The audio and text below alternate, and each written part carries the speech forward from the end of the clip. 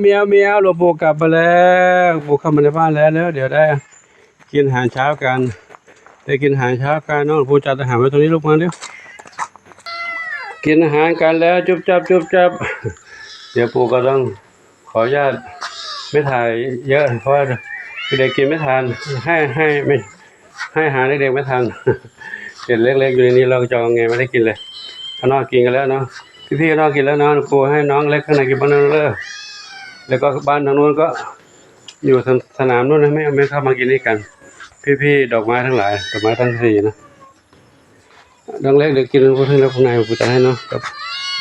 เดี๋ยวต่ออีกนิดนึงเมื่อกี้หยุดพักคลิปไปเอาอาหารให้เมียแล้วเรียบร้อยน้องเนียวนี่ก็เงียบไปแล้วพี่ก็อิ่มพอดีกินกันหมดแล้วนะกินหมดแล้วพี่ตัวนี้อิ่มแล้วเหลือพี่ทางโน้นยังไม่อิ่มพี่ทางโน้นยังไม่ได้ไปดูเลยมาเดี๋ยวก่อนดูปุ๋ยฝ้ายน้ำเพชรก่อนปุ๋ยฝ้ายน้ำเพชรอยู่นี่กินแล้วปุ๋ยฝ้ายน้ำเพชรอยู่นี่กินแล้วปุ๋ยฝ้ายอยู่บนนี้น้ำเพชรอยู่ข้างล่างกินแล้วเนาะทีนี้พี่แตงโมกินแล้วแตงโมกินแล้วเนาะเดี๋ยวดูพี่ทางโน้นก่อนพี่ทางโน้นก่อนอยู่นู้นพี่อยู่นู้นพี่ทางนั้นไม่ยอมเข้ามากินกับน้องๆต้องไปเสิร์ฟที่นู้นไปเสิร์ฟที่นู้นเลยทางนี้เอานี่ก่อนนี่ค่ะนี่ข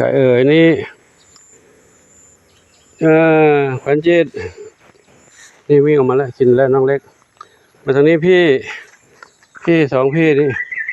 พี่สองพี่อะไรลูกพี่โกนกับใครนี่โกนกับมะลิอยู่นี่นะแล้วก็อีก2 เมียวอยู่ตรงนู้น2 เมียวนี่อยู่ทางนี้ชบากับกุหลาบเปิดประตูให้เขาออกแล้วถ้าเขาไม่ออกไปเขาอยากจะอยู่ในบ้านน้องเล็กก็กินแล้วนะเงียบเลยกินแล้วเงียบเลยนะพี่โกอะไรนะชบากับมะลิชบาไม่ใช่ชบากับกุหลาบ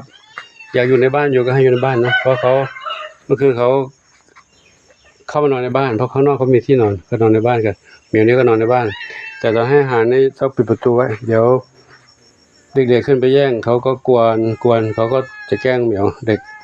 จะให้อยู่ในนั้นเนาะส่วนเหมียวน้อยอันนี้กินแล้วหมดแล้วลูกเดี๋ยวปูให้ใหม่เนาะครับก็วันนี้ก็คงจะนำภาพบรรยากาศแบบนี้เหมียวก็อยู่กันหลายที่หลายทางกระจุยกระจายหลังจากอาหารแล้วนะก็รวมพลกันไม่ได้แล้วต่างคนต่างไปเล่นกันแล้วขออนุโมทนาสาธุกับทุกท่านที่ได้รับชมแล้วเรื่องราวต่างๆขอ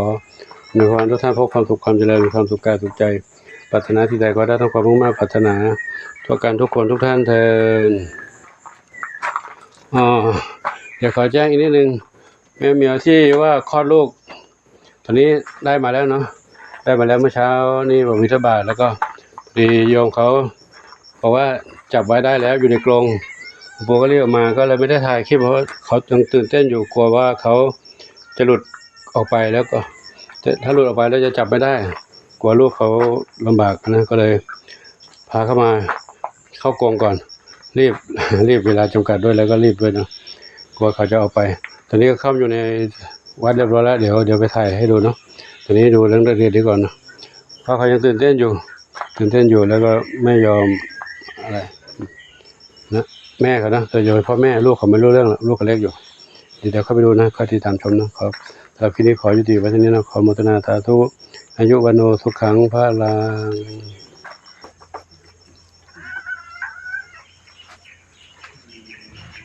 ทองเล็กหนุ่มหล่อดำขาวมาด้วยเหรอเลี้ยงทองเล็กด้วยเอาแม่มาเล่กินอาหารขึ้นต้นไม้เล่นละมาเล่นละเดี๋ยวไปดูนู่นกันเนาะ